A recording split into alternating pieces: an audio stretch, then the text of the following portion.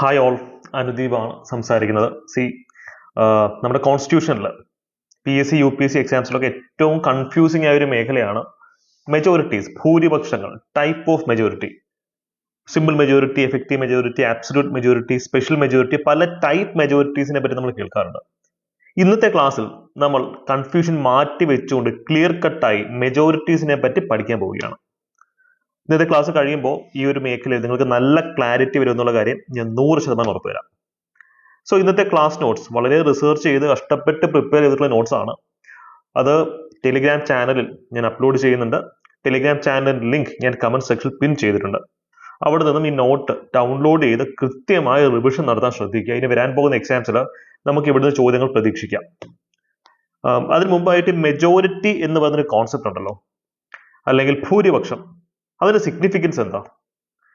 നമ്മുടെ രാജ്യത്തിലെ ഏറ്റവും വലിയ largest ഡെലിബറേറ്റീവ് body in the country എന്ന് പറയുന്നത് പാർലമെന്റ് ആണ്.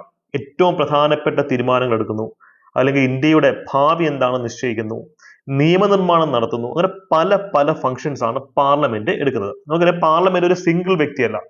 നമ്മൾ തിരഞ്ഞെടുത്ത് വിടുന്ന ലോക്സഭ അല്ലെങ്കിൽ രാജ്യസഭാ അംഗങ്ങളുടെ ഒരു കൂട്ടായ്മയാണ് പാർലമെന്റ് എന്ന് പറയുന്നത്. പ്രസിഡന്റും പാർലമെന്റിന്റെ ഇന്റഗ്രൽ കമ്പോണന്റ് തന്നെയാണ്. അപ്പൊ ഇവര് തീരുമാനം എടുക്കുന്നത് എങ്ങനെയാ? ഈ മെജോറിറ്റീസ് വെച്ചിട്ടാണ്. നമുക്കറിയാം, പാർലമെന്റിൽ 500 പേരുണ്ടെങ്കിൽ 500 പേർക്കും പല ഡിഫറെന്റ് ഒപ്പീനിയൻസ് ആയിരിക്കാം. പക്ഷെ തീരുമാനം എടുക്കണമെങ്കിൽ ഇവർ വോട്ടിടും. ആ വോട്ടിന്റെ ബേസിസിലാണ് അവരുടെ ആ ഒരു തീരുമാനം നമ്മൾ അറിയുന്നത്. നമ്മൾ വോട്ടിങ്ങിന് നമ്മൾ ഉപയോഗിക്കുന്ന ഡിഫറെന്റ് ടൈപ്പ് ഓഫ് മെജോറിറ്റീസ് ആണ്. ഡിഫറെന്റ് ടൈപ്സ് ഓഫ് ഈ പറഞ്ഞ പോലെ special majority, absolute majority, effective majority, simple majority എന്നൊക്കെ പറയുന്നത്. ഇവിടെ സ്പെഷ്യൽ മെജോറിറ്റി തന്നെ 4 ടൈപ്പ് വേറെ ഉണ്ട്. അതുകൊണ്ട് തന്നെ ക്ലിയർ കട്ടായിട്ട് നമുക്ക് ഈ ഒരു ടോപ്പിക് അരച്ച് കലക്കി പഠിക്കാം. നമ്മുടെ ഭരണഘടനയിൽ, ഇന്ത്യൻ കോൺസ്റ്റിറ്റ്യൂഷനിൽ പ്രധാനമായിട്ടും 4 ടൈപ്പ് മെജോറിറ്റീസിനെ പറ്റിയാണ് സൂചനകളുള്ളത്. Simple majority, absolute majority, effective majority and special majority. ഈ സ്പെഷ്യൽ മെജോറിറ്റി തന്നെ പിന്നെ 4 ടൈപ്പ് ഉണ്ട്. കൺഫ്യൂസ്ഡ് ആവണ്ട, നമുക്ക് ഓരോന്നും എക്സാമ്പിൾസ് എടുത്ത് വെച്ച് തന്നെ പഠിക്കാം. എഗെയിൻ നമ്മുടെ long term degree level batches start ചെയ്തിട്ടുണ്ട്.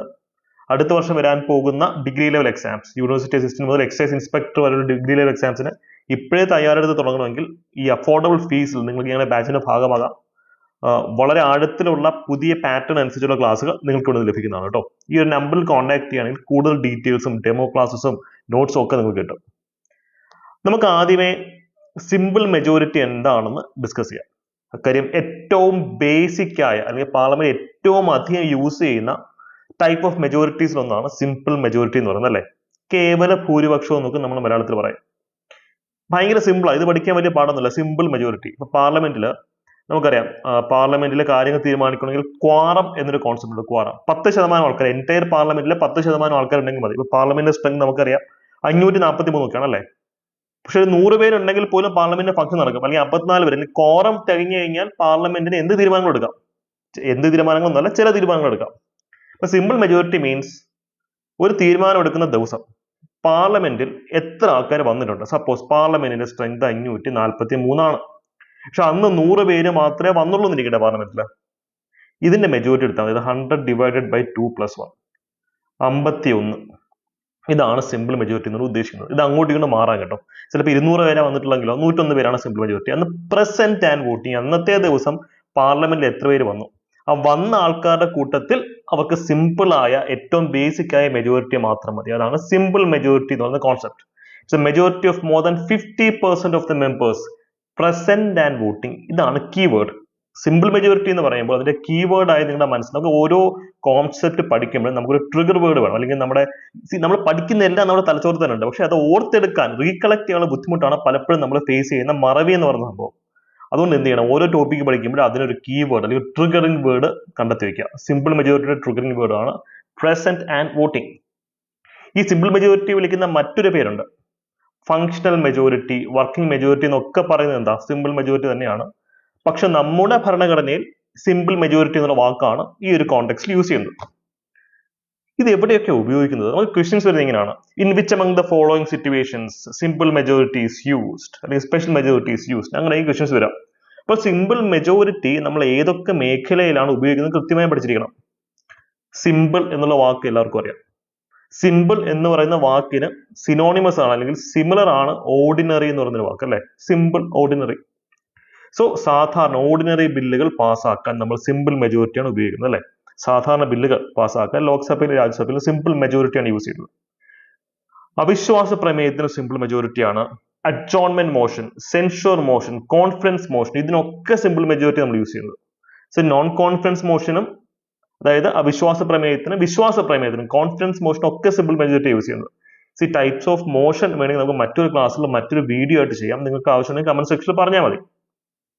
അതുപോലെ തന്നെ മറ്റ് പ്രധാനപ്പെട്ട ഒരു മേഖല എന്ന് പറയുന്നത് ഫിനാൻഷ്യൽ എമർജൻസി ഡിക്ലെയർ ചെയ്യാൻ അല്ലെങ്കിൽ പ്രസിഡൻസ് റൂൾ ഡിക്ലെയർ ചെയ്യാൻ ഒക്കെ നമ്മൾ എന്താ യൂസ് ചെയ്യുന്നത്?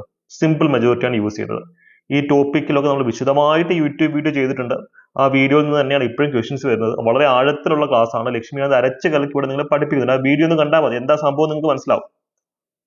അതുപോലെ തന്നെ ജോയിന്റ് സിറ്റിംഗ്, ആർട്ടിക്കിൾ 108 പറഞ്ഞൊരു കാര്യം ജോയിന്റ് സിറ്റിംഗ്. എന്താ ജോയിന്റ് സിറ്റിംഗ്?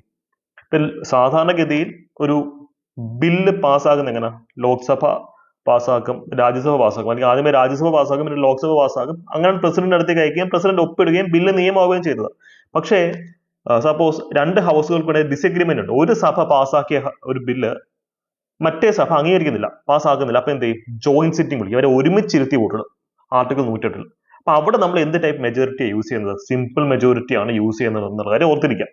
ഓക്കെ, അപ്പോൾ സിമ്പിൾ മെജോറിറ്റിയുടെ പ്രധാനപ്പെട്ട ആപ്ലിക്കേഷൻസ് ആണ് അവിടെ കണ്ടത്.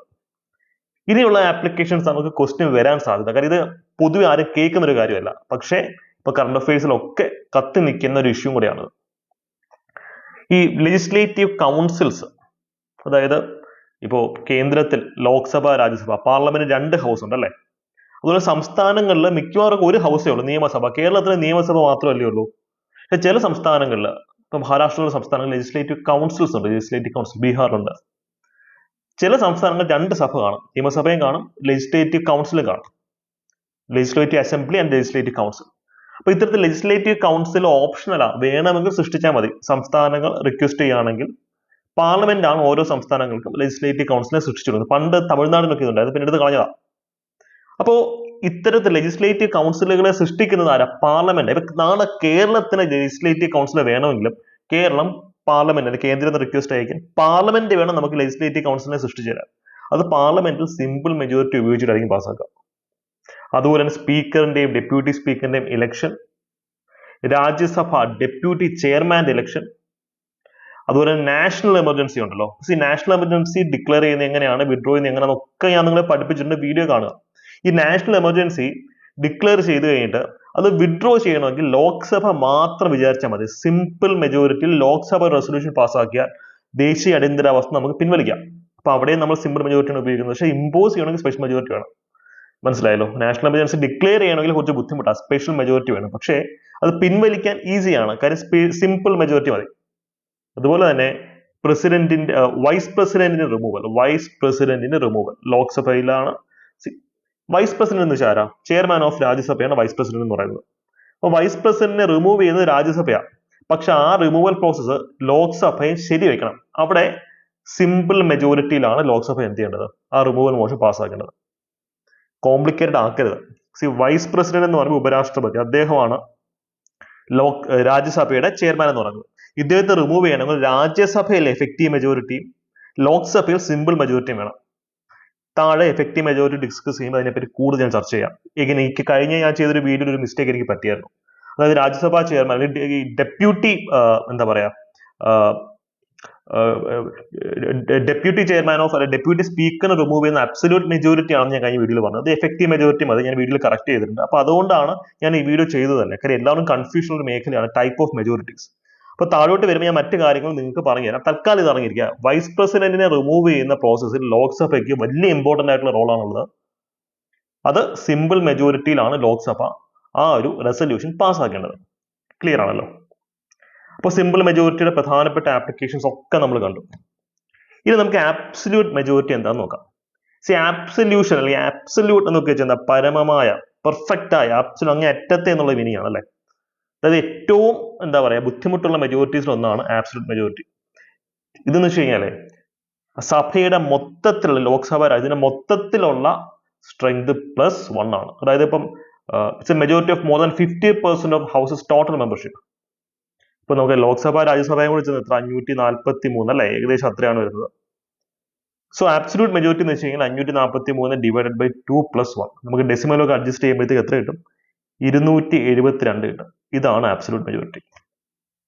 അപ്പോൾ total strength of the house. അപ്പൊ ചിലപ്പം ചില സീറ്റുകൾ വേക്കന്റ് ആയി കിടക്കുകയായിരിക്കും, എന്നാൽ പോലും നമ്മൾ അതിനകത്ത് കൂട്ടും. വോട്ട് ചെയ്യാൻ ആള് കാണത്തില്ല, എന്നാലും വേക്കന്റ് ആയിട്ടുള്ള സീറ്റ് നമ്മൾ അതിനകത്ത് കൂട്ടും. അതാണ് ആബ്സല്യൂട്ട് മെജോറിറ്റി, അംഗീകരിക്കപ്പെട്ട സ്ട്രെങ്തിന്റെ മോർ ദാൻ 50%. ഇത് എക്സ്ട്രാ ഓർഡിനറി സിറ്റുവേഷൻസിൽ മാത്രമേ നമ്മൾ യൂസ് ചെയ്യാറുള്ളൂ. ഉദാഹരണത്തിന് കേന്ദ്രത്തിൽ അല്ലെങ്കിൽ സംസ്ഥാനങ്ങൾ നമ്മൾ ഗവൺമെന്റ് ഫോം ചെയ്യുമ്പോൾ ആബ്സല്യൂട്ട് മെജോറിറ്റി വേണ്ടിവരും. അതുകൊണ്ടാണ് നമുക്ക് ഒരു സിംഗിൾ പാർട്ടി അല്ല പലപ്പോഴും ഭരിക്കുന്നത്, പാർട്ടി കോയിലേഷൻ അല്ലെ, ND അല്ലെങ്കിൽ UDF അല്ലെങ്കിൽ LDF, അത്തരത്തിലുള്ള പാർട്ടി കോയിലേഷൻസ് ആണ് എന്ത് ചെയ്യുന്നത്, ഭരണം നടത്തുന്നത്. കുറെ പാർട്ടികൾ അതിനകത്ത് കാണും. ഒരു പാർട്ടിക്ക് ഇത്രയും വലിയ മെജോറിറ്റി നേടിയെടുക്കുക എന്ന് വെച്ച് കഴിഞ്ഞാൽ ബുദ്ധിമുട്ടാണ്. അതുകൊണ്ട് തന്നെ സഖ്യകക്ഷികളുമായി ചേർത്താണ് എപ്പോഴും ഗവൺമെന്റിനെ ഫോം ചെയ്യാൻ ആൾക്കാർ ശ്രമിക്കുന്നത് അല്ലെ. അപ്പൊ ഇതാണ് ആബ്സല്യൂട്ട് മെജോറിറ്റിയുടെ കോൺസെപ്റ്റ്.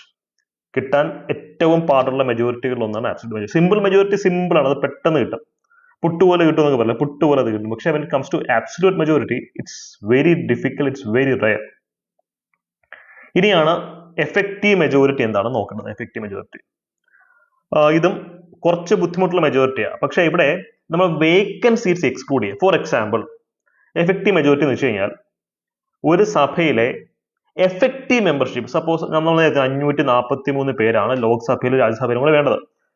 പക്ഷെ 43 പേരില്ല, 43 സീറ്റ് വേക്കന്റ് ആയി കിടക്കുക. അപ്പോ ഇവിടെ നമ്മൾ 500 മാത്രമേ കണക്കാക്കത്തുള്ളൂ. ഇപ്പൊ എഫക്റ്റീവ് മെജോറിറ്റി മീൻസ് ഇതിന്റെ മെജോറിറ്റി 500 ഡിവൈഡ് ബൈ 2+1 എന്താണ്?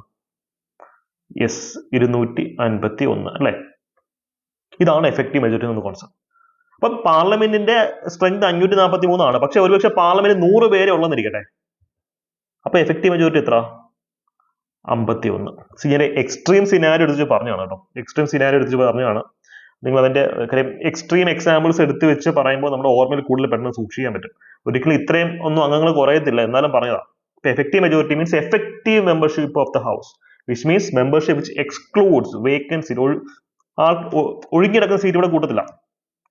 ഇത് നമ്മൾ പ്രധാനമായിട്ട് ഉപയോഗിക്കുന്നത് റിമൂവൽ പ്രോസസ്സിലാണ്. വൈസ് പ്രസിഡന്റിനെ റിമൂവ് ചെയ്യുന്ന സമയത്ത്, വൈസ് പ്രസിഡന്റിനെ റിമൂവ് ചെയ്യുന്നത് രാജ്യസഭയിൽ എഫക്റ്റീവ് മെജോറിറ്റി ഉപയോഗിച്ചും ലോക്സഭയിൽ സിമ്പിൾ മെജോറിറ്റി ഉപയോഗിച്ചുമാണ്. ഞാൻ നേരത്തെ പറഞ്ഞ കൺഫ്യൂസിംഗ് ഫാക്ട് ആണ്, വിട്ടുപോകുന്നത് സ്റ്റേറ്റ്മെന്റ് ടൈപ്പായിട്ട് വരും.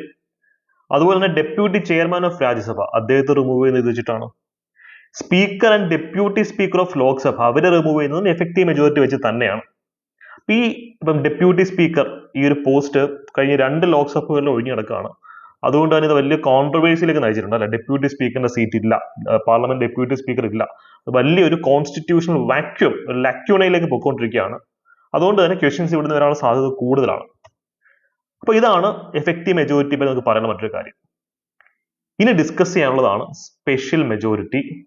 ഇതൊരു 4 ടൈപ്പ് ഉണ്ട്. നമുക്കത് മറ്റൊരു വീഡിയോയിൽ ഡിസ്കസ് ചെയ്യാം. നിങ്ങൾക്ക് മറ്റൊരു വീഡിയോയിൽ ഈ ഒരു ടോപ്പിക് വേണമെന്നുണ്ടെങ്കിൽ ഉറപ്പായും പറഞ്ഞാൽ മതി. നമുക്ക് മറ്റൊരു വീഡിയോയിൽ അത് വളരെ ഡീറ്റെയിൽ ആയിട്ട് തന്നെ ഡിസ്കസ് ചെയ്യാം. കമന്റ് സെക്ഷനിൽ നിങ്ങളുടെ അഭിപ്രായങ്ങളൊക്കെ രേഖപ്പെടുത്തുക കേട്ടോ. ഇത്തരത്തിലുള്ള കൂടുതൽ കണ്ടന്റുകൾ യൂട്യൂബിൽ ചെയ്യാൻ ഞങ്ങൾ അധ്യാപകർക്ക് ഏറ്റവും എനർജി കിട്ടുന്നത് വിദ്യാർത്ഥികളുടെ കമന്റ്സിൽ നിന്ന്, ലൈക്സിൽ നിന്നൊക്കെ തന്നെയാണ്. അപ്പൊ ഈ ഒരു ടോപ്പിക്കിൽ ഇപ്പൊ ഞാൻ മിസ് ഔട്ട് ചെയ്ത് ഏതെങ്കിലും പോയിന്റ് ഉണ്ടെങ്കിൽ ഉറപ്പായും കമന്റ് സെക്ഷനിൽ പറയാം. അടുത്തൊരു വീഡിയോയിൽ കാണാം. Thank you, by.